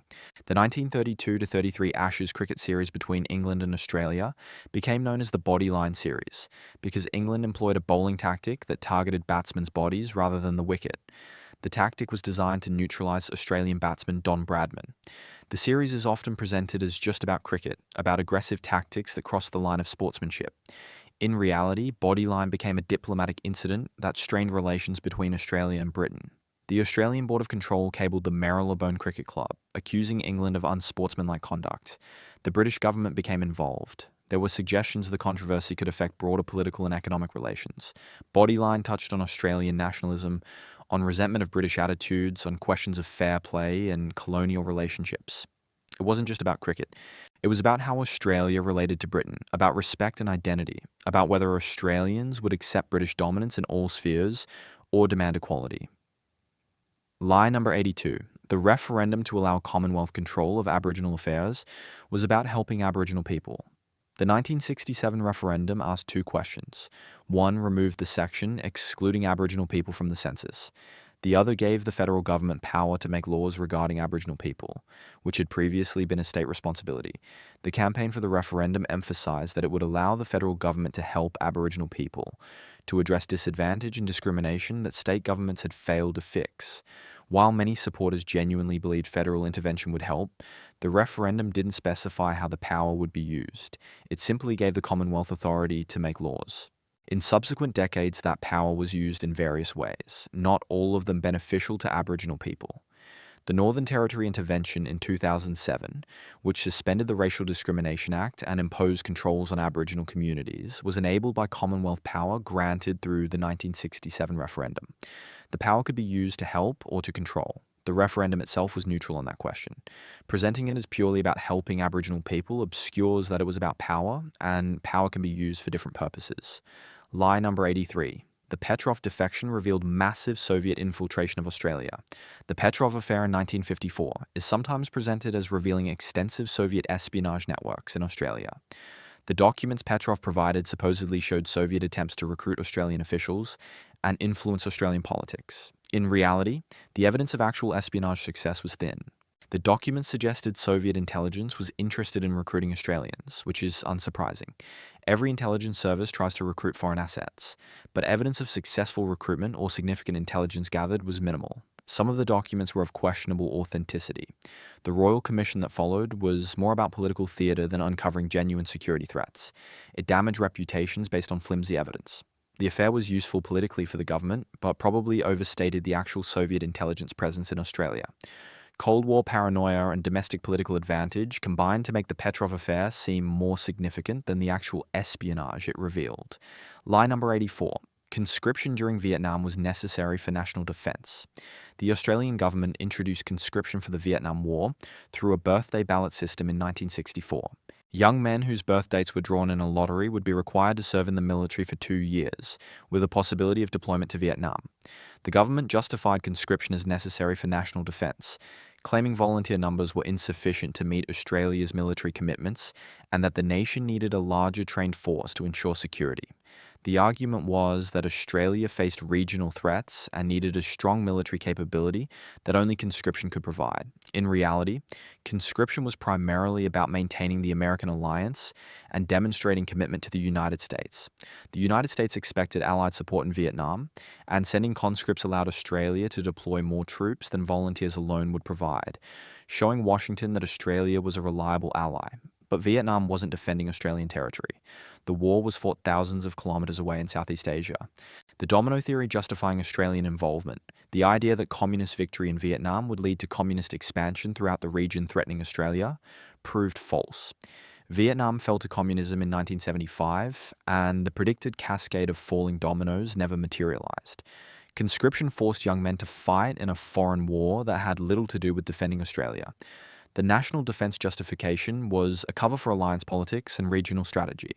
After public opposition grew and the war became increasingly unpopular, conscription for overseas service ended in 1972. If it had truly been about national defence and meeting essential military requirements, ending it when the war became unpopular wouldn't have made sense.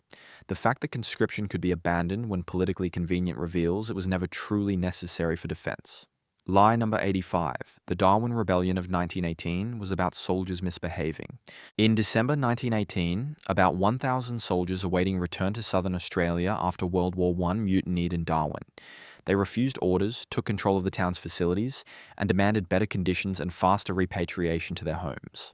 The incident is sometimes dismissed as soldiers getting drunk and causing trouble, as undisciplined men who couldn't handle the final wait to go home after the war had ended. The framing suggests the rebellion was about bad behaviour and poor discipline rather than legitimate grievances. In reality, the Darwin Rebellion was a serious protest against appalling conditions and broken promises. Soldiers had been stuck in Darwin for months in extreme tropical heat with inadequate food that was often spoiled or of poor quality. No recreation facilities, overcrowded accommodation, and unclear information about when they'd be sent home. They'd fought in the war, survived the trenches, and expected to be treated with some respect and basic consideration. Instead, they were warehoused in miserable conditions with no end in sight. Many were sick with tropical diseases. Communication with families back home was difficult. They felt abandoned and disrespected by the military authorities who seemed indifferent to their welfare. The rebellion was organised and disciplined, not a random drunken riot. Soldiers elected leaders, formed committees, and presented specific demands to authorities. They maintained order in the town and didn't engage in random violence or destruction. They weren't random troublemakers or indisciplined rabble. They were men who'd served their country honourably and were demanding basic decency in return. The military responded with concessions, improving conditions, and accelerating repatriation schedules. The rebellion worked, which demonstrates the soldiers' grievances were legitimate and recognized as such by authorities once they were forced to pay attention. Dismissing it as soldiers misbehaving ignores legitimate grievances and the success of collective action in forcing authorities to address serious problems. Lie number 86. The bombing of Japanese submarines in Sydney Harbour was a major battle. In May 1942, Japanese midget submarines entered Sydney Harbour and attacked Allied ships. One submarine's torpedo hit the depot ship Kudabul, killing 21 sailors. The attack is sometimes presented as a major battle. In reality, it was a limited raid by 3 small submarines. 2 submarines were sunk in the harbour, the third disappeared. The attack achieved minimal results, 1 ship damaged, 21 deaths, and no significant military impact. It was psychologically important, but wasn't a serious military threat. The submarines were on a one-way mission. Treating it as a major battle overstates its military significance. Lie number 87. The wave of migration after World War II was welcomed by all Australians. Post-war migration programs brought millions of Europeans to Australia. The programs are often presented as a success story of a nation welcoming newcomers. While the programs did ultimately succeed in diversifying Australia, the initial reception was often hostile. British migrants were preferred, but insufficient numbers came. When Southern Europeans arrived, they faced discrimination. Italians and Greeks were called wogs. Their food was mocked. Their customs were seen as foreign. Neighbourhoods with high migrant populations were stigmatised. Employment discrimination was common. It took years for Southern European migrants to be accepted. The welcoming narrative erases the discrimination migrants faced. Lie number 88. The 1975 constitutional crisis was resolved democratically. The dismissal of the Whitlam government is often presented as a constitutional crisis that was resolved through democratic means when Malcolm Fraser won the subsequent election. The election result supposedly legitimised the dismissal, but the crisis itself represented a failure of democratic norms. An unelected Governor-General dismissed a Prime Minister who had the confidence of the elected House of Representatives. The Senate, which isn't a confidence chamber, was used to create a crisis that justified vice-regal intervention.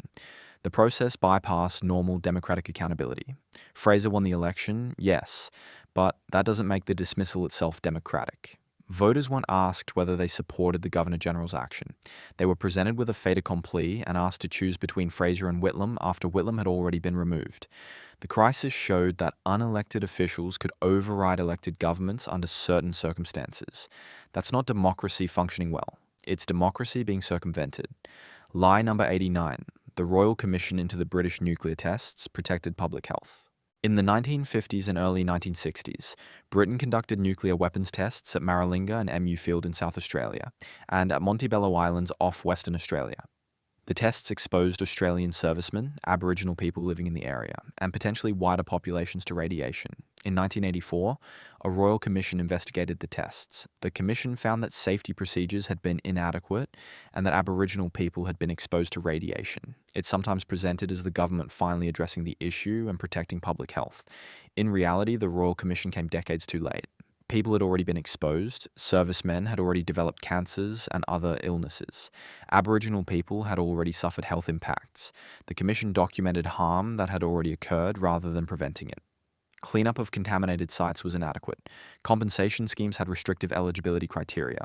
Many people exposed to radiation never received compensation.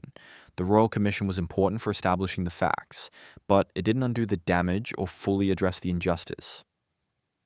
Lie number 90.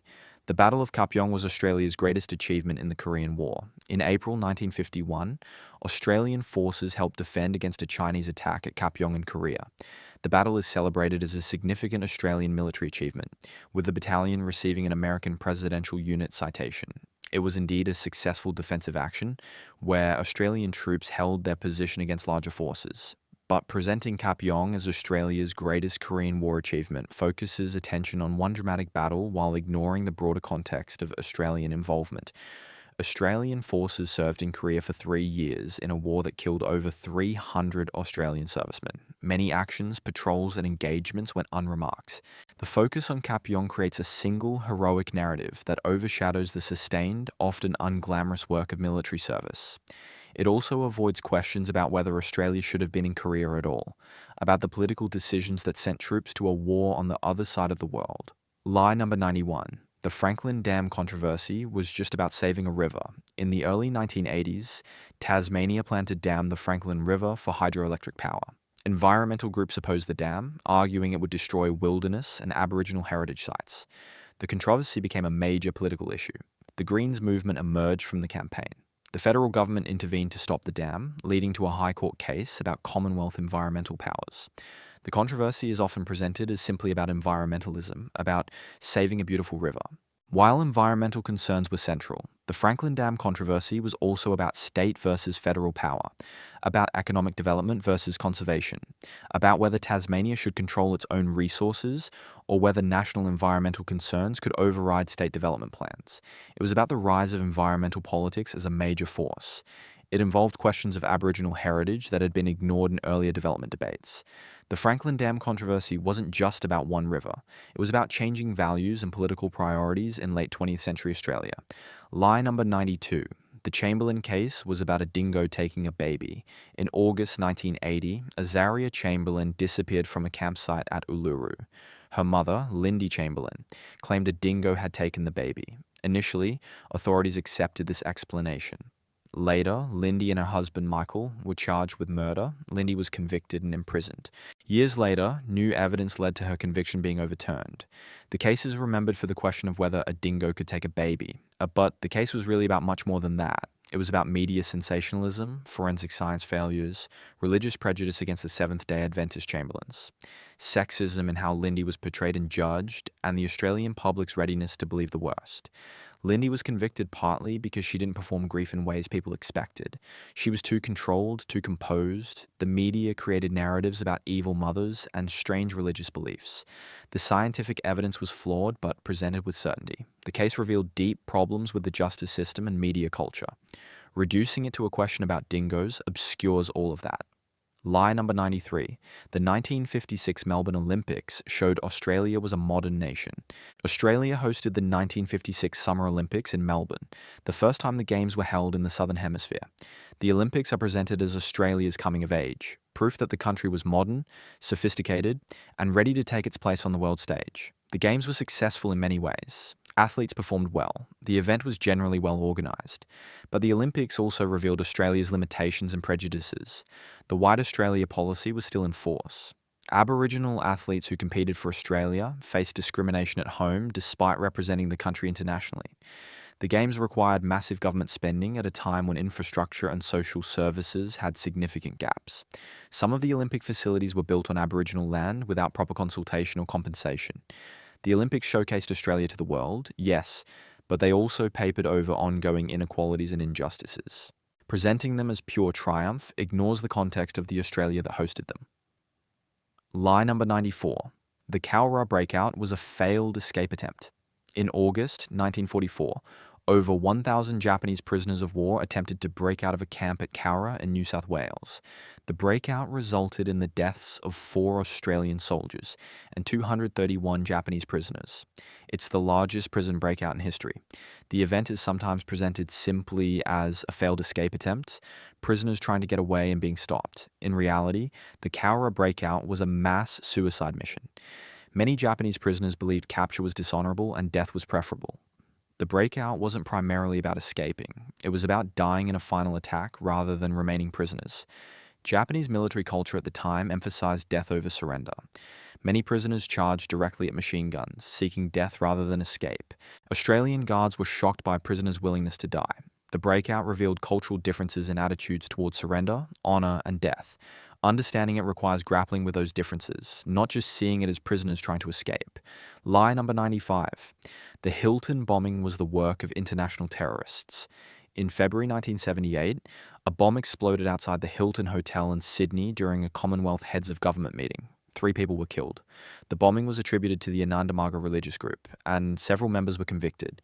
The attack was presented as international terrorism targeting the conference. In reality, the case against Anandamaga was questionable. Evidence was circumstantial. Some of it may have been planted. Years later, doubts emerged about the convictions. Alternative theories suggested the bombing might have been carried out by others, possibly even by security or intelligence operatives as a false flag operation to justify increased security powers. The Anandamaga members were eventually pardoned after their convictions were overturned on appeal. The bombing led to increased security measures and expanded police powers. If it was a false flag operation, it succeeded in creating the climate for that expansion.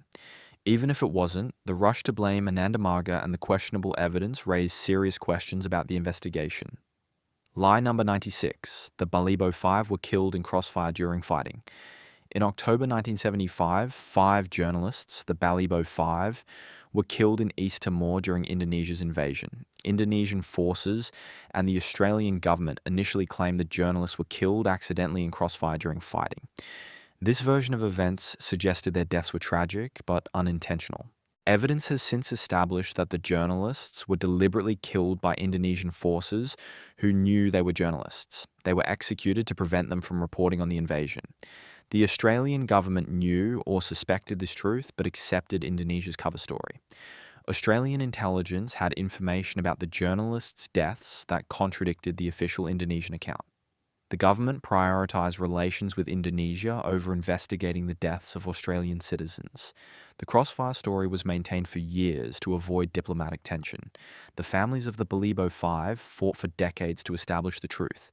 The lie about crossfire protected Indonesia from accountability and protected Australian politicians from admitting they'd prioritised diplomacy over justice for murdered Australians.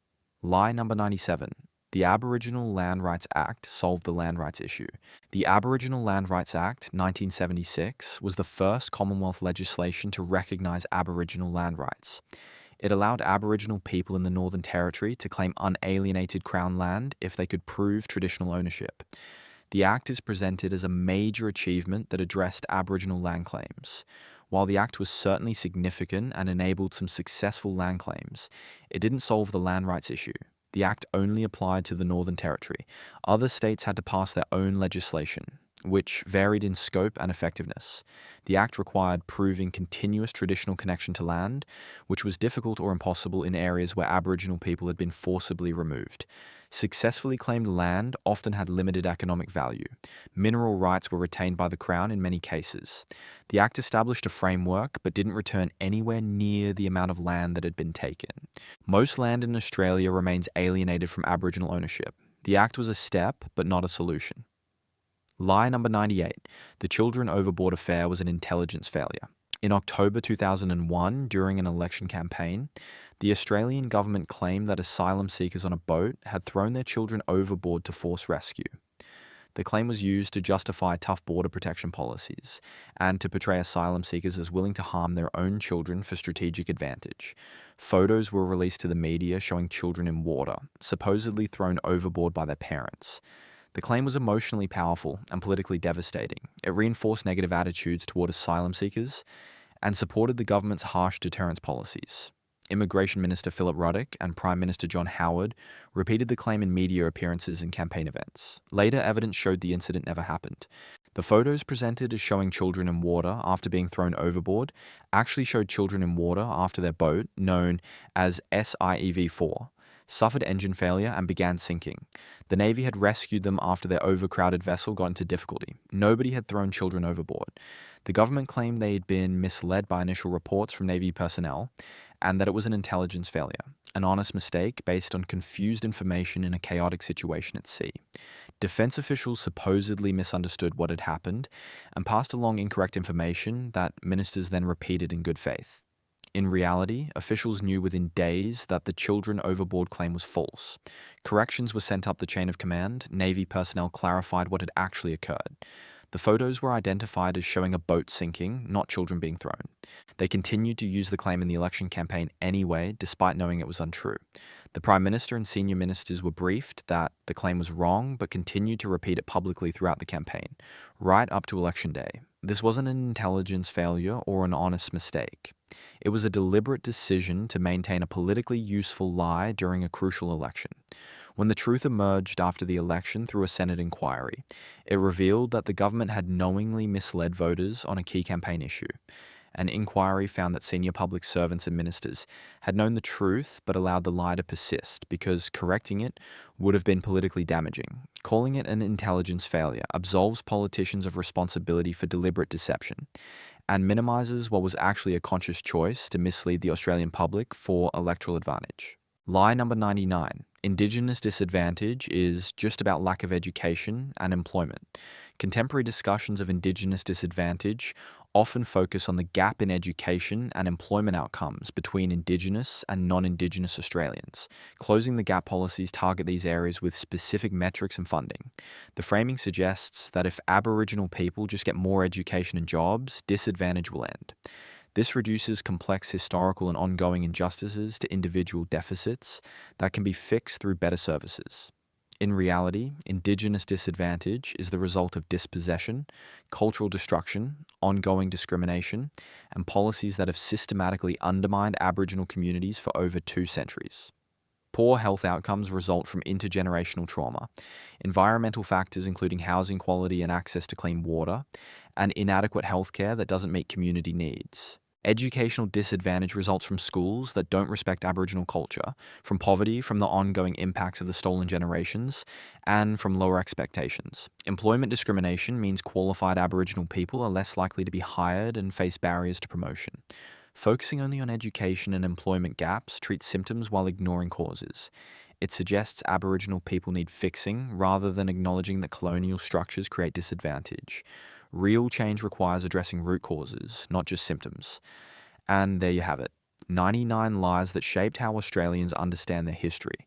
Some are small distortions making stories tidier than reality. Others are fundamental misrepresentations justifying ongoing injustice. These lies are still being taught in classrooms right now, still shaping how Australians see themselves and their place in the world. Knowing them doesn't erase them from textbooks, but it's a start toward understanding what actually happened on this continent over the past 2 centuries. History is always more complicated and more brutal than the comfortable stories we tell ourselves. Sleep well. Mate,